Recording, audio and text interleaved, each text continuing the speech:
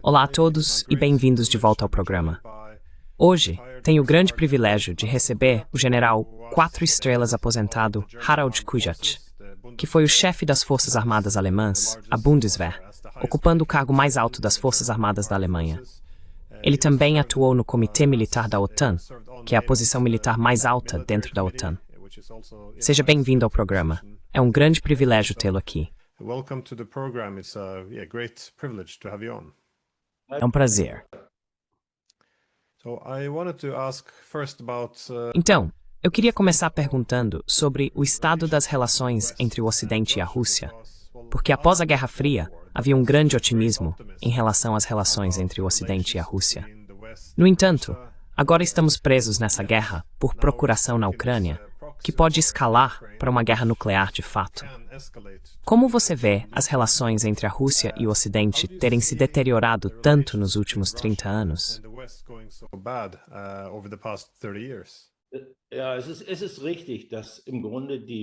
É verdade que basicamente as relações após a Guerra Fria, na verdade até mesmo antes da dissolução da União Soviética, entre a OTAN e a Rússia, e naquela época ainda a União Soviética, foram melhoradas. Foram feitos grandes esforços e, por exemplo, em 1990 já deveria haver uma troca mútua, um diálogo e também uma parceria estratégica entre a OTAN e a Rússia deveria ser estabelecida. A Rússia de fato buscou proximidade com a OTAN e então, em 1991, com o que foi o conceito estratégico da OTAN na história da organização, foi dado um verdadeiro novo começo.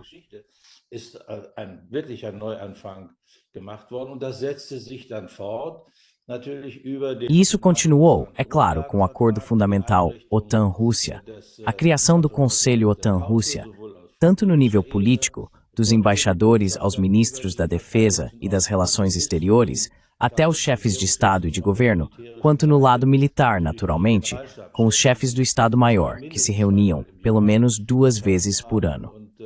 Um representante militar permanente da Rússia também estava presente no quartel-general com uma pequena equipe, e essas reuniões aconteciam uma vez por mês.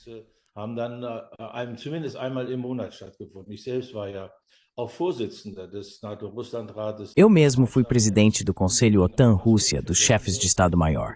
Aliás, o que muitas vezes é esquecido é que nessa função também fui presidente da Comissão OTAN-Ucrânia dos chefes de Estado-Maior. Portanto, eu tinha ambos os lados sentados comigo à mesa de negociações.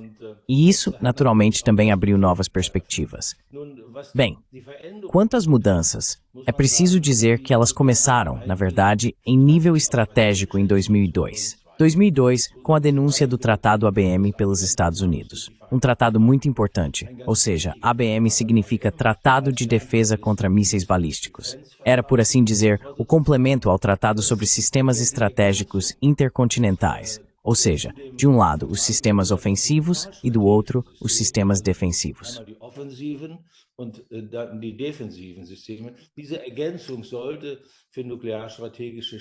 Essa adição deveria garantir a estabilidade estratégico-nuclear entre as duas superpotências nucleares. E a Rússia entendeu isso como uma tentativa de conquistar domínio e superioridade nessa área.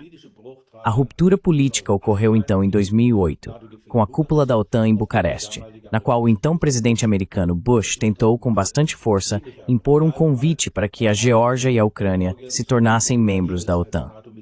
Isso não foi bem sucedido na época, mas, para salvar as aparências, foi incluída no comunicado uma perspectiva de que a Ucrânia poderia sim tornar-se membro da OTAN.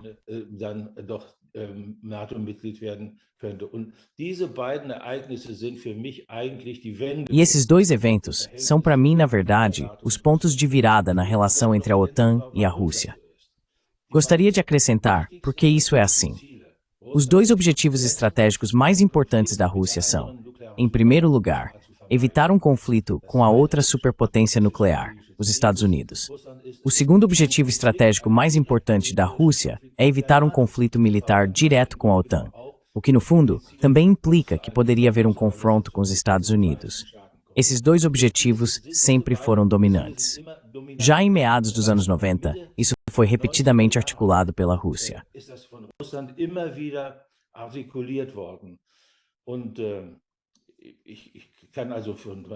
E posso dizer por experiência pessoal que isso ficou claro repetidamente nas conversas que tivemos. No final das contas, esse objetivo levou a Rússia a tentar impor, nas negociações sobre o ato fundador OTAN-Rússia de 1997, uma tomada de decisão conjunta, ou seja, decisões conjuntas sobre riscos de segurança para a Rússia ou para a OTAN. Isso naturalmente não era possível, pois decisões desse tipo só podem ser tomadas pelos Estados-membros. Mas encontramos uma formulação que, no fim das contas, estabeleceu um mecanismo para a gestão de crises e conflitos, também com a possibilidade de, em determinadas situações e sob certas condições, decidir conjuntamente.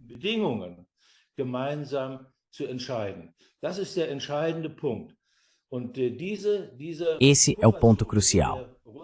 E essa zona de amortecimento na qual a Rússia partia do princípio de que poderiam surgir conflitos de crise nessa zona, ou seja, nos antigos estados do Pacto de Varsóvia, incluindo a Ucrânia, que poderiam levar a uma confrontação militar direta entre a OTAN e a Rússia. Essa era a grande preocupação. Por isso, deveria ser criada uma zona de amortecimento para evitar isso. Após a ampliação da OTAN, o foco naturalmente se deslocou para a Ucrânia. Portanto, a Rússia tenta, nesta guerra que está sendo travada aqui, exatamente alcançar esse objetivo que já persegue há décadas.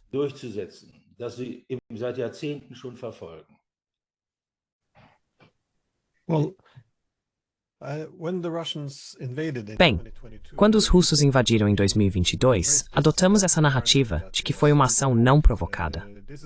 Essa é uma narrativa bastante importante, porque uma vez que aceitamos que a invasão russa foi não provocada, qualquer negociação passou a ser vista como uma recompensa à agressão e à conquista.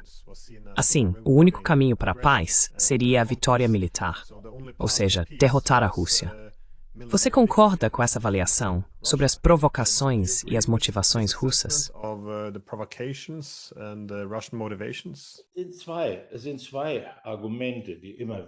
São dois argumentos que são sempre mencionados. Um deles você já citou: a guerra foi não provocada. O segundo é que deveria ser uma guerra total, ou seja, o objetivo da Rússia seria conquistar toda a Ucrânia. Quero abordar ambos os aspectos. Não provocada. Essa é uma questão que, na verdade, pode ser respondida relativamente rápido, mas quero me alongar um pouco. Essa guerra tem uma longa história, e Jeffrey Sachs falou e escreveu recentemente de forma muito detalhada sobre esse histórico, justificando-o também. Por isso não quero entrar em detalhes aqui.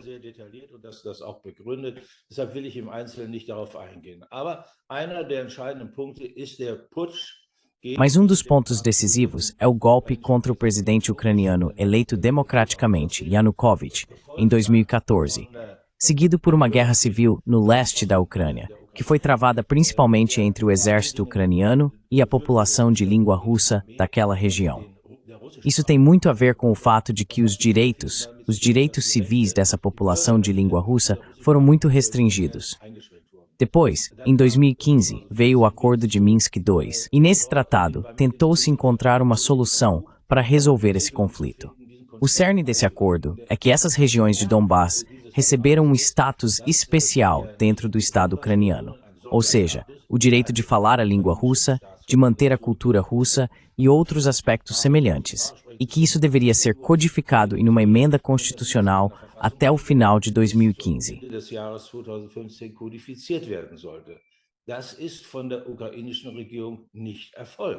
Isso não foi feito pelo governo ucraniano. Na verdade, aconteceu algo completamente diferente. Começou-se a modernizar as forças armadas ucranianas, a reequipá-las, a aumentar novamente seu tamanho. Havíamos reduzido significativamente esse contingente no início do século, e agora ele foi ampliado novamente. Como todos nós ouvimos mais tarde da senhora Merkel, que negociou esse acordo, mas também do então presidente francês Hollande, a verdadeira intenção não era resolver esse conflito, mas sim ganhar tempo para reequipar as forças armadas ucranianas. Isso deve ser claramente considerado uma manobra de engano.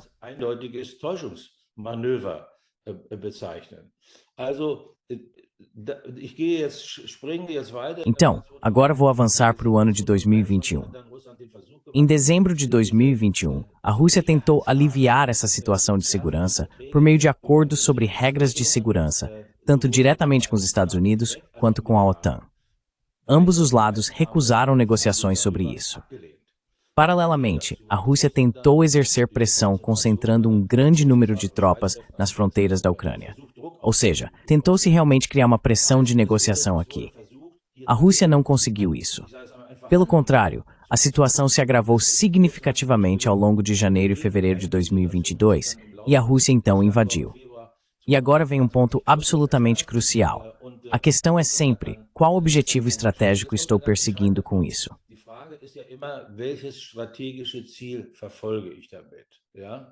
Also, welche Absicht hat Então, qual foi a intenção da Rússia com isso? E até hoje, na verdade, havia duas opiniões realistas. Uma era que se queria aumentar ainda mais a pressão, não mais fora das fronteiras da Ucrânia, mas ocupando partes da Ucrânia, e assim forçando a Ucrânia a negociar. Eu tinha uma opinião diferente. Minha opinião era que a Rússia queria tentar destituir o governo ucraniano, ou seja, realizar uma mudança de regime, como se chama hoje, e instalar um governo favorável à Rússia. Com isso, basicamente uma guerra teria sido evitada. Por que sigo essa intenção? Em primeiro lugar, porque toda a condução da operação não permite outra coisa. gar nichts anderes zulässt. Es sind nämlich 170.000 russische. Cerca de 170 mil soldados russos praticamente invadiram. Não informações de ataque, mas entraram, por assim dizer, como força de ocupação, contra um exército ucraniano de mais de 400 mil homens, bem equipado, como já foi dito, modernizado e treinado pelo Ocidente durante 8 anos. Assim, a ocupação de todo o país não é possível, nem pelo número de soldados necessários para tal ocupação, nem para ser vitorioso contra as defesas ucranianas. Em segundo lugar, pontos estratégicos foram ocupados para garantir que essa mudança de regime pudesse realmente ser realizada. Dass man tatsächlich diesen Regime-Change durchführen konnte. Das ist nicht gelungen. Im Übrigen hat Isso não teve sucesso. Aliás, o presidente ucraniano Zelensky confirmou exatamente isso há algum tempo em Davos, em conversas paralelas. Ele deveria ser substituído por Medvedchuk. Esse é o ex-líder da oposição na Rada Suprema, que deveria se tornar presidente, e é considerado pró-Rússia. Portanto, essa avaliação, ou essa narrativa de que a Rússia teria feito um ataque não provocado, não se sustenta. E a outra, de que a Rússia tentou, ou ainda tenta, como às vezes é alegado, ocupar toda a Ucrânia, também não se sustenta.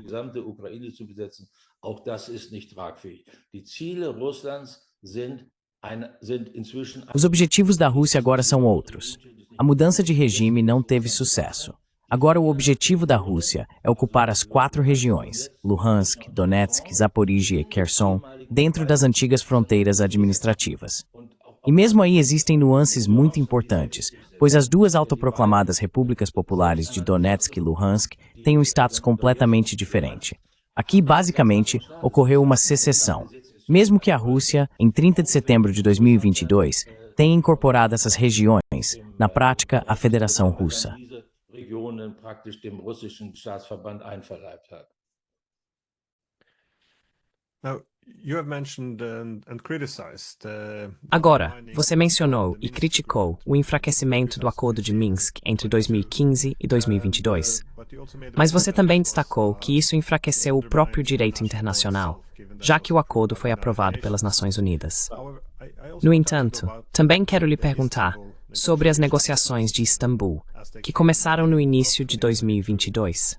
Em março de 2022, o presidente Zelensky deu uma entrevista a The Economist, e ele alertou que havia alguns países ocidentais que prefeririam uma guerra longa com a Rússia para enfraquecer a Rússia, mesmo que isso significasse a destruição da Ucrânia.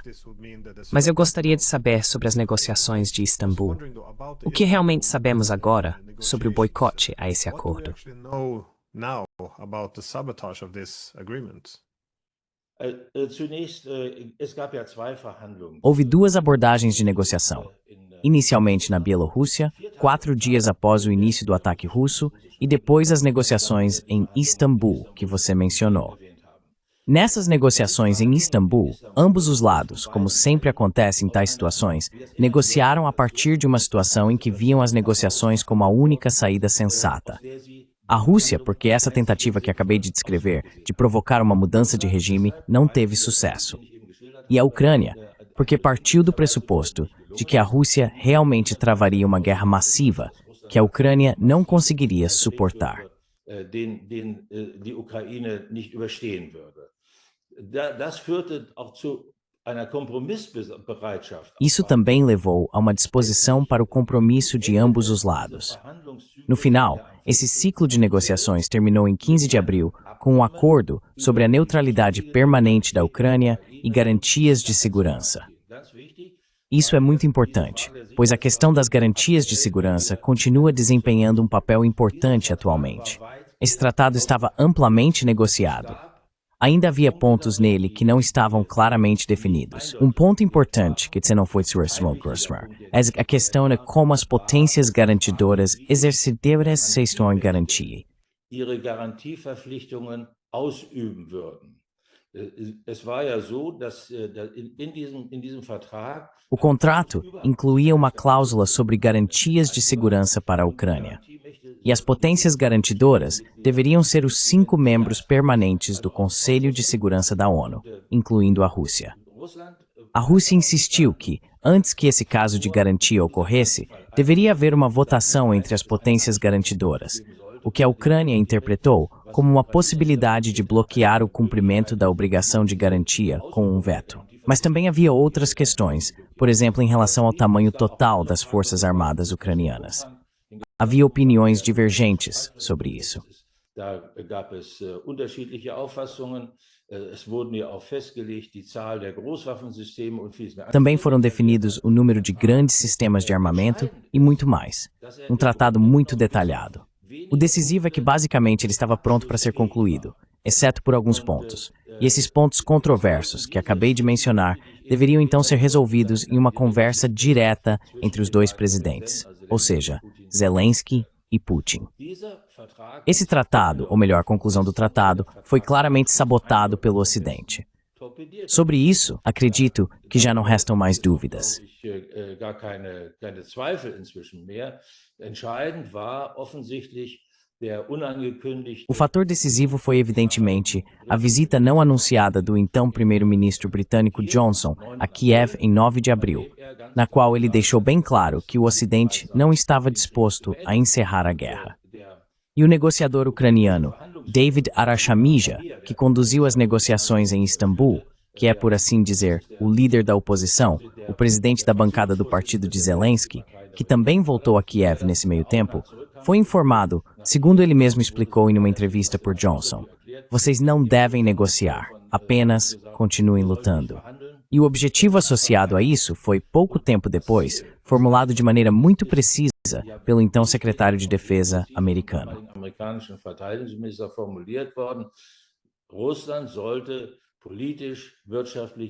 A Rússia deveria ser enfraquecida política, econômica e militarmente.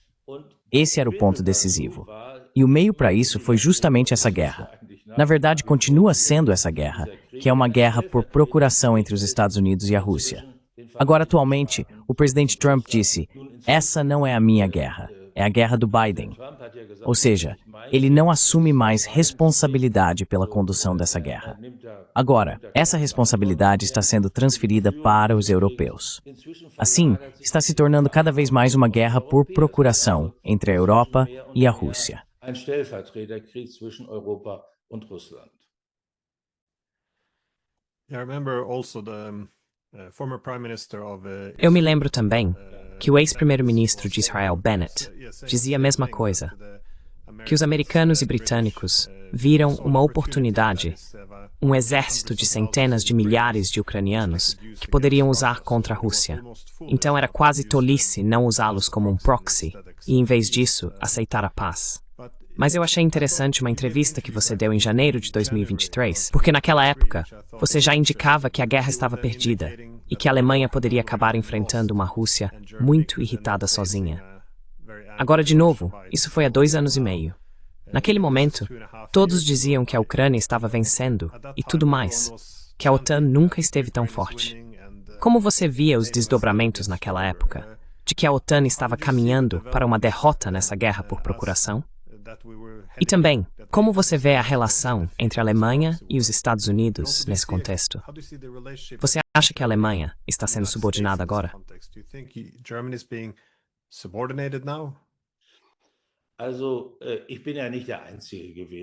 Bem, eu não fui o único a chegar a essa conclusão. No Ocidente, continuamos alimentando a ilusão, e com isso, também influenciamos a postura do governo ucraniano. Alimentamos a ilusão de que a Ucrânia ainda poderia vencer essa guerra, vencer militarmente. O que, de acordo com os objetivos oficiais dos ucranianos, significaria que eles reconquistariam a Crimeia e também os territórios no leste da Ucrânia atualmente ocupados pela Rússia. Isso sempre foi e continua sendo uma completa ilusão. Quem entende um pouco de estratégia, quem tem experiência nesse tipo de situação, chegou muito cedo a uma conclusão diferente, e eu não fui o único.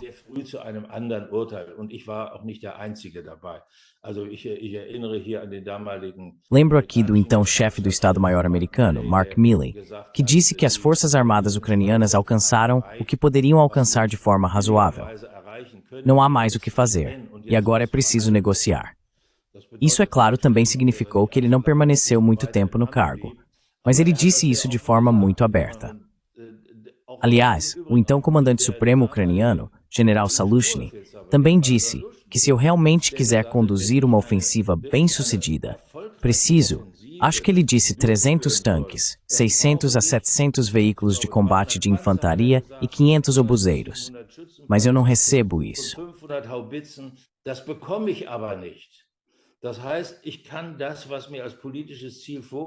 Isso significa que eu não posso alcançar de forma alguma o objetivo político que me foi imposto. Mas no Ocidente, a ilusão foi mantida repetidamente a cada novo sistema de armas. E a qualidade, o alcance dos sistemas de armas foi aumentado a cada vez. E toda vez era um divisor de águas. Ou seja, com isso a situação estratégica deveria ser revertida a favor da Ucrânia. Isso foi completamente sem perspectiva desde o início. Isso também significa, olhando para trás agora, o que aconteceu com essa postura ocidental. O lema entre nós era: a Ucrânia não pode perder a guerra e a Rússia não pode vencer a guerra. Que absurdo é esse quando políticos dizem algo assim?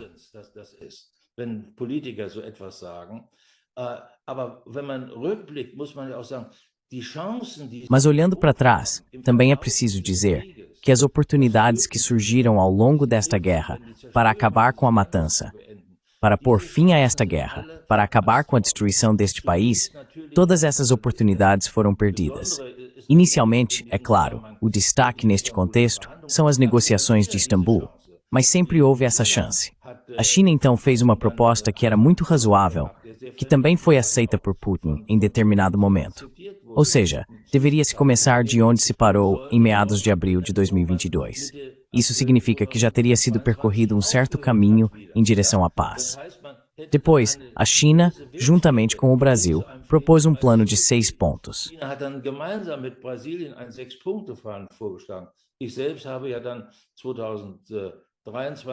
Eu mesmo, em agosto de 2023, junto com Peter Brandt e Horst Teltschik, ainda fiz algumas propostas. Claro que com o desenrolar da situação militar e o endurecimento das posições políticas, elas já ficaram ultrapassadas. Mas se pensarmos no sofrimento e na destruição que poderiam ter sido evitados se o Ocidente, e em especial os europeus, na época, claro, os dois governos, mas principalmente os europeus, tivessem adotado uma postura construtiva em direção à paz.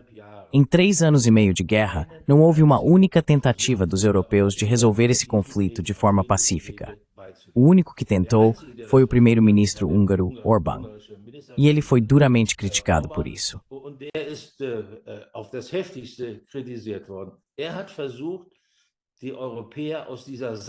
Ele tentou tirar os europeus desse beco sem saída, de que só haveria um desfecho militar, ou seja, uma derrota militar da Ucrânia. Não surtiu efeito. Ah, sim, a pergunta sobre a Alemanha. Sim, tenho a impressão de que a Alemanha desempenha um papel muito ambivalente. Temos 2 estados europeus que estão muito engajados, especialmente na área militar. São a França e o Reino Unido. Lembro aqui das considerações que já vêm sendo feitas há algum tempo sobre uma força de garantia, que em caso de cessar-fogo ou negociações de paz bem-sucedidas, deverá ser posicionada na Ucrânia.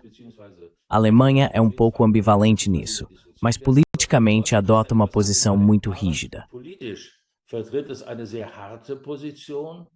Ich mache das also an einem Beispiel fest, Vou ilustrar isso com um exemplo. Você deve se lembrar daquele encontro no Salão Oval, ou seja, na Casa Branca, em 18 de agosto, onde foi repetidamente exigido que antes que pudesse haver um encontro, deveria haver um cessar-fogo, o que não é viável dessa forma. Isso também foi repetidamente exigido pelo lado alemão. Aliás, a maneira alemã de formularmos certas coisas, deixe-me colocar assim, revela uma inclinação mental para a guerra. Se isso é consciente ou inconsciente, não posso julgar. De qualquer forma, considero isso extremamente imprudente. Vimos isso novamente agora em relação aos drones sobre a Polônia. Precisamos realmente tentar conduzir as coisas de forma que uma derrota militar catastrófica da Ucrânia não aconteça. militärische Niederlage der Ukraine nicht eintritt. Daran kann niemand ein Interesse haben. Und dies können wir Ninguém pode ter interesse nisso. E só podemos evitar isso se houver negociações bem-sucedidas para ambos os lados, levando em consideração os interesses de ambos, mas também os nossos interesses. O fim da guerra, na verdade, não é um objetivo em si, mas sim a condição para que possa surgir na Europa uma ordem de paz e segurança, na qual Rússia e Ucrânia tenham seu lugar e que proporcione estabilidade e segurança para o futuro de todos os lados. Esse é, na verdade, o ponto crucial. E o fato de os europeus não estarem trabalhando nisso, eu considero não apenas negligente, mas extremamente irresponsável. sondern ich halte das für außerordentlich verantwortungslos.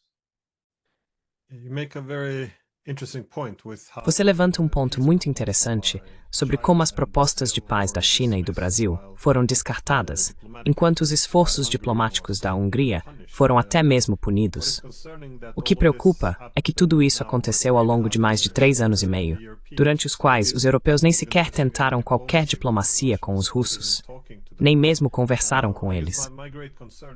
Acho que minha grande preocupação é que, considerando que a Rússia vê a incursão da OTAN na Ucrânia como uma ameaça existencial, o que aconteceria se a Rússia não conseguir atingir seus objetivos por meio da diplomacia, dados seus objetivos estratégicos? O que você acha que a Rússia fará militarmente? Eles vão tomar toda a região estratégica da Ucrânia, de Odessa a Kharkov? Como você vê o fim dessa guerra do ponto de vista militar, caso não seja por meio da diplomacia? militarily if it's not through diplomacy? Ja, Sie machen einen ganz wichtigen Sim, você faz uma distinção muito importante. É realmente necessário diferenciar entre uma vitória política e uma vitória ou derrota militar. Politicamente, sempre defendi a opinião de que ninguém pode vencer essa guerra. A própria Rússia teve que aceitar um revés significativo, só pelo fato da Finlândia e da Suécia terem aderido à OTAN. Isso certamente é um grande peso para a Rússia. Então, vamos falar sobre as questões militares. Continuo acreditando que a Rússia quer ocupar essas 4 regiões dentro das antigas fronteiras administrativas. Ou seja, não como era possível no início, em Istambul, talvez deixar que os habitantes decidissem por meio de um referendo. durch ein Referendum die Bewohner entscheiden lassen. Nein, hier geht es tatsächlich darum, Não, aqui trata-se realmente de criar novamente uma zona de amortecimento nessas regiões, também entre a Rússia e a OTAN. E isso inclui, caso haja um acordo, toda a Ucrânia. O que não está totalmente claro é se a Rússia também tentará tomar Odessa para, por assim dizer, estabelecer uma ligação com seu grupo de ocupação na Transnistria. E, acima de tudo, se fará a tentativa estratégica de cortar o acesso da Ucrânia ao Mar Negro. Isso não é totalmente certo. Isso, é claro, depende muito de se e quando realmente haverá negociações.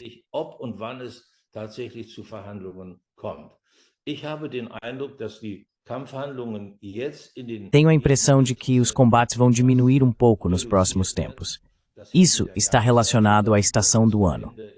O terreno na Ucrânia não é mais tão acessível para forças mecanizadas como era antes. Mas também está relacionado ao fato de que a própria Rússia tem interesse em encerrar essa guerra. A Rússia está significativamente limitada em suas possibilidades de ação geopolítica por causa dessa guerra. Vemos isso no exemplo do Azerbaijão e da Armênia. A influência da Rússia no sul do Cáucaso diminuiu consideravelmente devido ao seu envolvimento na guerra da Ucrânia. Além disso, há outro fator. A guerra no Oriente Médio também desempenha um papel importante aqui. Das ist auch der Nahostkrieg spielt hier eine große Rolle. Sollte es wieder zu militärischen Kampfhandlungen zwischen den Se houver novamente combates militares entre o Irã e Israel, esse também é um aspecto que não é nada agradável para a Rússia. O Irã é um aliado próximo da Rússia, e pode muito bem ser que a Rússia tente exercer influência por uma solução pacífica, o que atualmente não consegue fazer. Ou seja, a Rússia tem aqui uma desvantagem clara. E para recuperar essa capacidade de ação geopolítica, essa guerra precisa realmente chegar ao fim. No fundo, esse é também o ponto. Um dos aspectos que me deixa otimista de que no final das contas, a razão vai prevalecer. dass sich letzten Endes die Vernunft doch durchsetzen wird. Das andere ist natürlich nach wie vor das große Interesse. O outro ponto é, claro, o grande interesse de Trump em contribuir ativamente para o fim desta guerra. Mas, no momento, estamos em uma situação de impasse, que surgiu porque nas últimas rodadas de negociações em Istambul, em junho, não se discutiram os temas realmente importantes. A Rússia havia apresentado em 2 de junho um memorando comunicando sua posição sobre um cessar-fogo e negociações de paz à Ucrânia, e pediu à Ucrânia que negociasse sobre isso. Isso foi recusado. Zelensky recusou e disse que só queria discutir a troca de prisioneiros e as crianças deportadas. Und über die verschleppten Kinder reden. Deshalb ist zum Beispiel auch der ständige Vorwurf Por isso, por exemplo, a acusação constante contra a Rússia de que a Rússia não quer negociar, de que não se pode negociar com a Rússia, não é correta. Além disso, após essa acusação, após o encontro em Anchorage e a reunião do presidente americano com os europeus, ambos os lados endureceram suas posições. A Rússia disse que também está disposta a participar de um encontro. No entanto, isso precisa ser cuidadosamente preparado. É necessário haver uma pauta e já devem ter ocorrido negociações ou pré-negociações em um nível o mais alto possível, que nos permitam avaliar se faz sentido realizar tal encontro.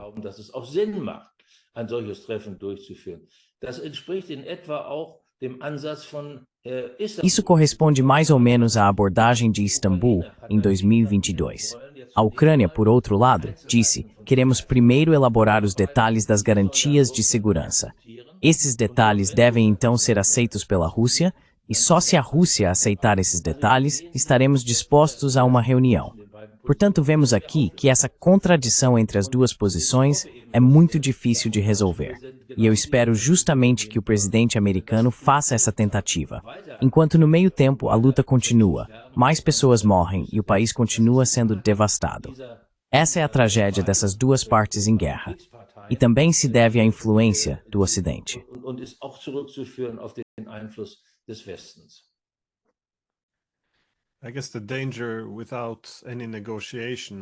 Acho que o perigo de não haver negociações é que só resta uma solução militar. Você mencionou antes a tendência de escalar o conflito ao introduzir novas Wunderwaffe, ou armas maravilhosas, para tentar virar o rumo da guerra. E isso parece ser o passo tomado toda vez que a guerra por procuração parece ir pelo caminho errado. Parecemos introduzir armas cada vez mais poderosas. Acho que vale lembrar que o Biden já disse que introduzir F-16 seria o início da Terceira Guerra Mundial, mas já fomos muito, muito além disso. Então queria te perguntar sobre a retórica de guerra e a escalada entre a Rússia e, bem, agora especialmente os europeus. Isso se intensificou bastante. Até que ponto você vê risco agora de que a Rússia e a Europa, se não a OTAN, realmente entrem numa guerra direta?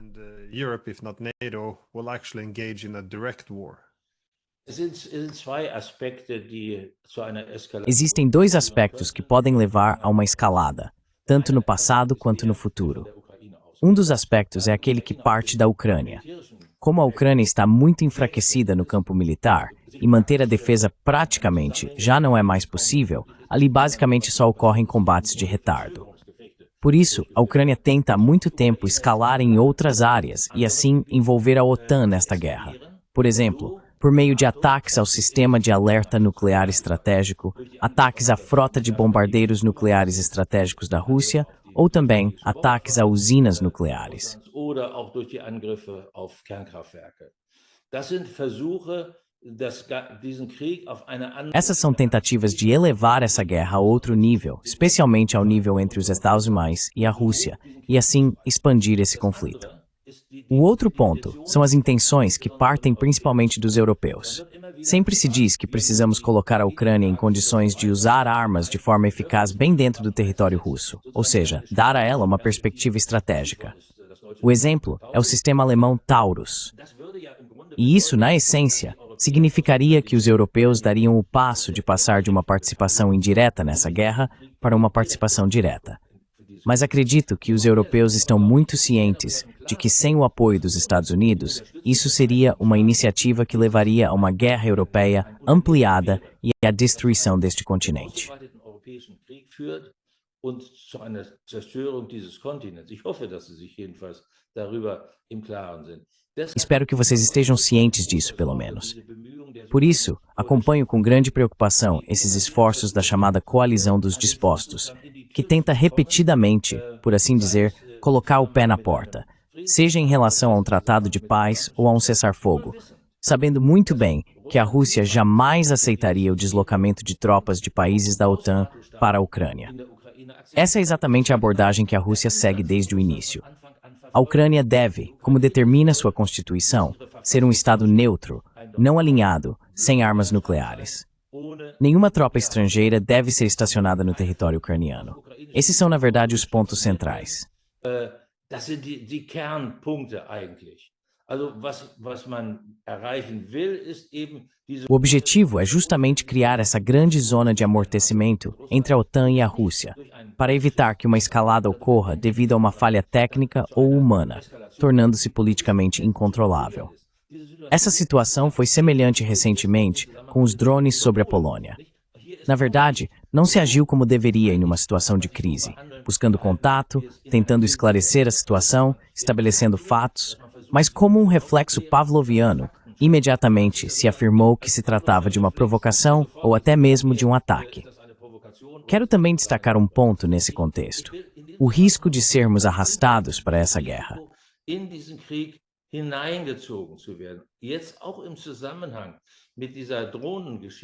Agora, também em relação a essa questão dos drones, o presidente ucraniano voltou a dizer que é preciso tomar medidas preventivas para evitar que algo assim aconteça. E até mesmo aquela proposta que surgiu no início da guerra, ou seja, estabelecer uma zona de exclusão aérea sobre o oeste da Ucrânia, voltou a ser discutida. Uma zona de exclusão aérea significa que haveria um conflito direto entre a OTAN ou os países que implementassem essa zona e a Rússia. É preciso ter isso em mente. Tudo isso já foi debatido, mas continua voltando à tona. E a outra questão é, como poderia acontecer de os europeus, por assim dizer, deslizarem para dentro dessa guerra, se envolvendo em uma situação que depois não conseguiriam mais controlar?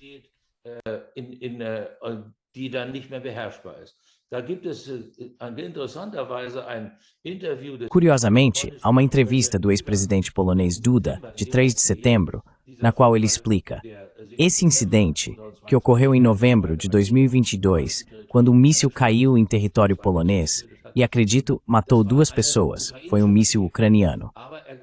Mas ele explicou que o presidente ucraniano tentou pressioná-lo para que ele declarasse que era um míssil russo. E ele disse que, naturalmente, os ucranianos querem, desde o início, envolver o Ocidente nessa guerra. E o que mais me surpreende, ele continuou dizendo, e na verdade isso também seria correto, não me lembro exatamente das palavras, mas na verdade seria isso mesmo.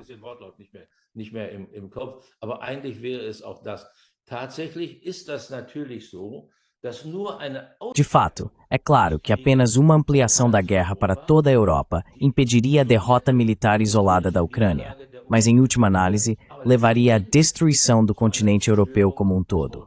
Os políticos precisam ter isso em mente, mesmo quando em seus discursos dizem que a Rússia sempre será nossa inimiga, ou que é possível derrotar a Rússia. Não, isso não é possível. A única solução que representaria uma salvação para a Ucrânia e evitaria que fôssemos arrastados para esse turbilhão é chegar a negociações de paz que atendam aos interesses de ambos os lados, mas que também sejam compatíveis com os interesses europeus.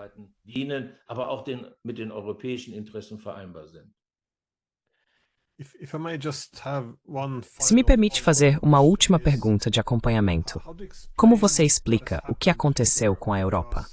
Tradicionalmente, eram os Estados Unidos que tendiam a ser mais belicistas. Por exemplo, em 2008, foram eles que pressionaram pela expansão da OTAN, enquanto do lado europeu havia resistência. Naquela época, Angela Merkel argumentava que isso seria interpretado pela Rússia como uma declaração de guerra. Mas agora vemos que os papéis quase se inverteram. E na Europa, estamos muito militistas, e nem mesmo estamos dispostos a engajar-se em diplomacia. Não sei se você tem alguma opinião sobre como chegamos a essa situação.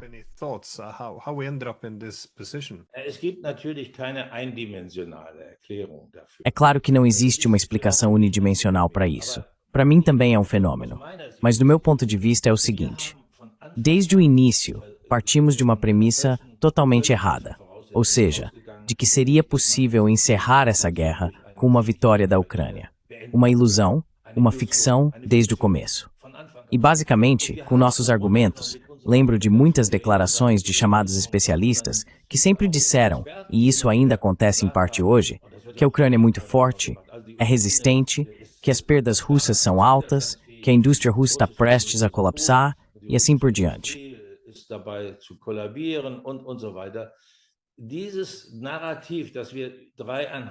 Essa narrativa, que queríamos manter por 3 anos e meio, 3 anos, deveria ter sido encerrada no mais tardar com a posse de Trump. Deveríamos ter buscado uma aproximação com Trump e apoiado seus esforços de paz. Mas não fizemos isso. Ou seja, o que estamos fazendo no momento é continuar criando obstáculos, até mesmo para nosso aliado mais próximo, os Estados Unidos, no esforço de acabar com essa guerra.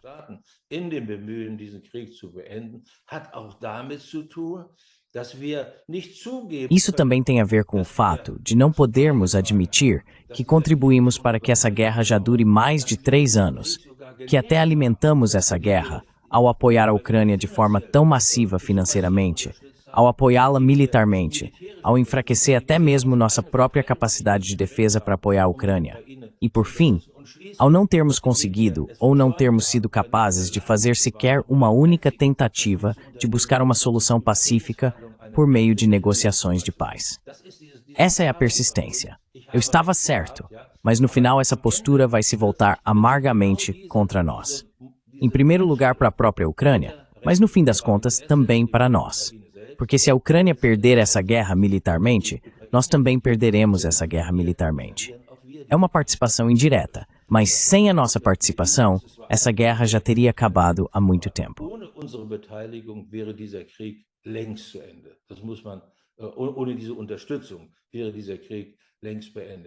Sem esse apoio, essa guerra já teria terminado há muito tempo.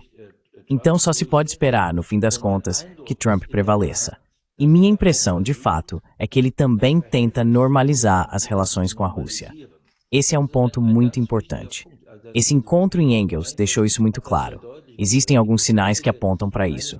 Todo o ambiente, todo o desenrolar de como foi esse encontro. Mas trata-se também, de fato, de promover essa normalização.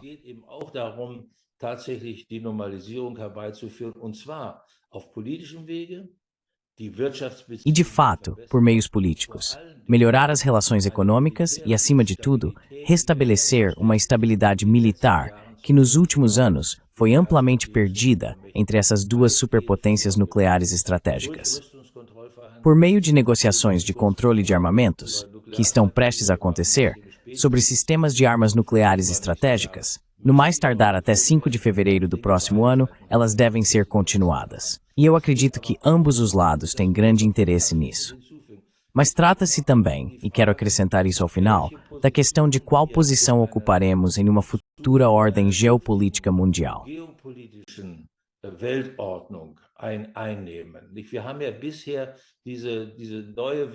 Até agora, chamamos essa nova ordem mundial de ordem das grandes potências rivais, Rússia, China e Estados Unidos. Agora está surgindo algo novo, um mundo multipolar. E nós, europeus, também precisamos ver qual é o nosso lugar. Nós, europeus, perdemos uma quantidade imensa de influência na aritmética do poder geopolítico por causa desta guerra, e continuaremos a perder simplesmente também pelas desvantagens econômicas que essa guerra nos trouxe. De modo que precisamos tentar restabelecer uma aliança com os Estados Unidos e então construir uma nova ordem de paz e segurança na Europa por meio de um fim pacífico para essa guerra. Friedens- und Sicherheitsordnung in Europa aufzubauen. Yeah, I've had that similar concern myself that Eu também já tive essa preocupação de que a incapacidade dos europeus de encontrar seu lugar em um mundo multipolar é parte do motivo para o pânico e a falta de imaginação política. political imagination. So General Harold Kujat, muito obrigado por seus insights. Estes são realmente tempos muito perigosos. Então, mais uma vez, obrigado. very Vamos torcer para que tudo dê certo. thanks again. Keep our fingers crossed.